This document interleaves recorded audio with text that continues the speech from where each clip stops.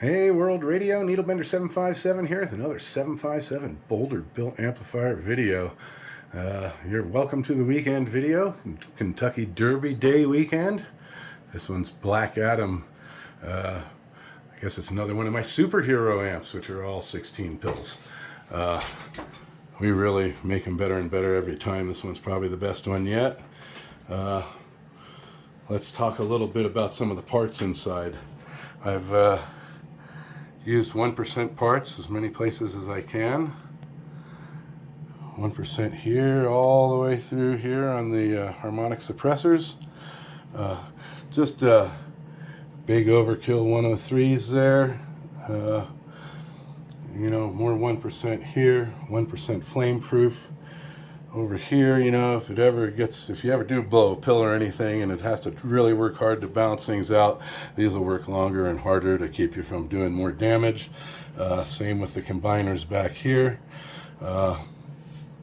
People ask why I use these big giant caps here, when there's like the lithium stuff available today. But, well, they're not there for extra power or anything. They're basically smoothing capacitors to keep the power all stable and smooth and non-rippled.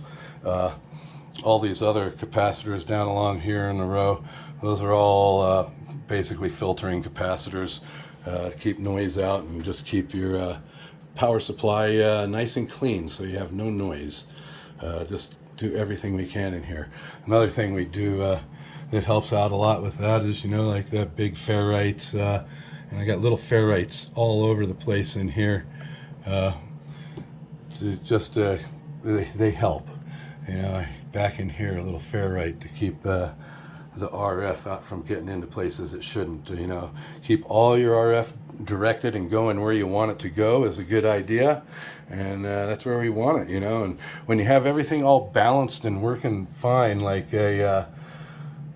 like you're trying to do here with a 16 pill, that's why we have matching pills. Well, you might as well match everything else as well.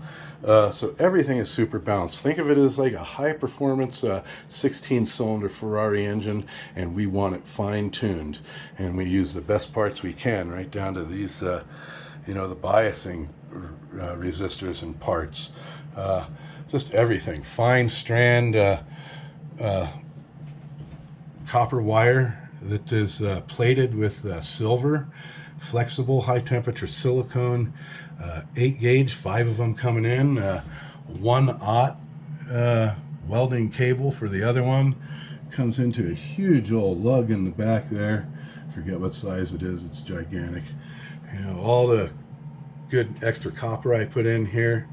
I built an extra heavy duty keying circuit in there, not your normal PN2222.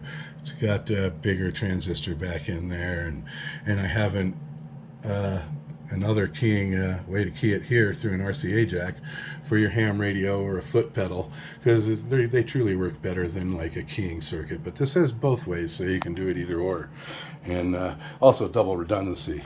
And we've got big heavy duty switches in it. Just, man, I just throw everything I can at one of these just to make it the best you can, and it usually shows in the end result, when we're looking at the meters and stuff like we're gonna in a minute here.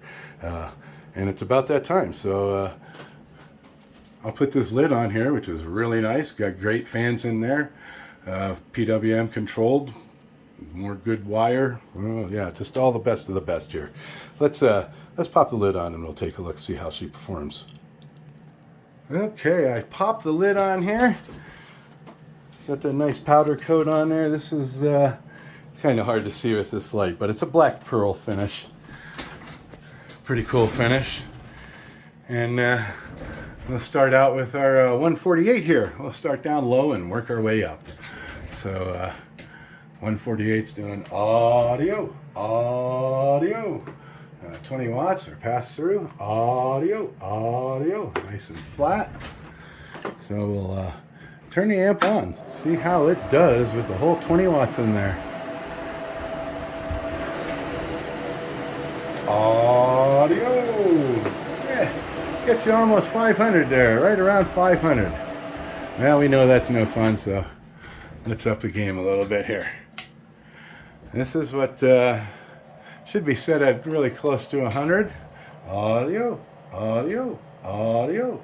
So that's kind of what your typical HF rig, your 7300 will do, or your FTDX10. So we'll see what it does if you just pump it with that. And that's kind of what I do, and they last forever that way, and it's all you really ever need if you got a great antenna. So audio, audio, audio. Working pretty good there for 100 watts pumping into her. That's pretty darn good. Well, let's put it up to like 200 watts. That's probably what it really likes. And you could run it at 200 watts for quite some time, I bet. Audio. Scratching too. Audio. There we go. And we'll turn this on. See how we're doing with 200 watts in. Audio.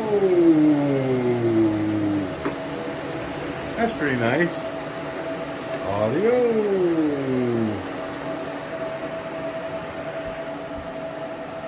That's really nice there.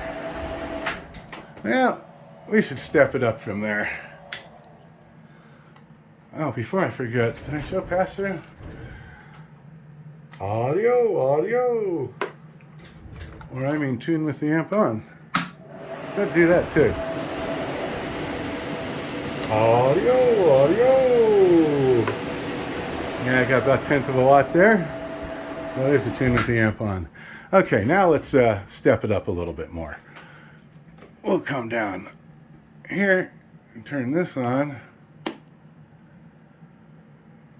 And we'll turn this little 2-pill on and see what we're doing here. Audio, audio. There you go. That's going to be hitting it pretty good. Let's see what it does now. Audio.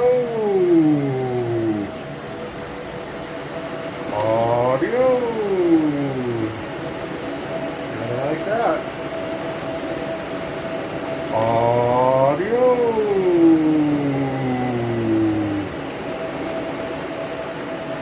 That's a good working box there.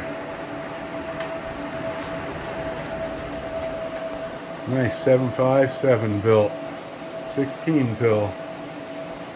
It's got dual sideband delay. If you're not using a foot pedal, you can use that.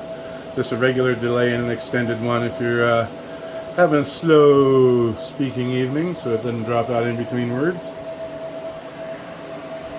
Yeah, thanks for watching the video. Hope you enjoyed it. Hope you like this amp as much as I do. Hey man, keep your ducks in a row. Don't be a mud duck. 757, Boulder, Colorado. We're going to get back on the side smoking, man. See ya.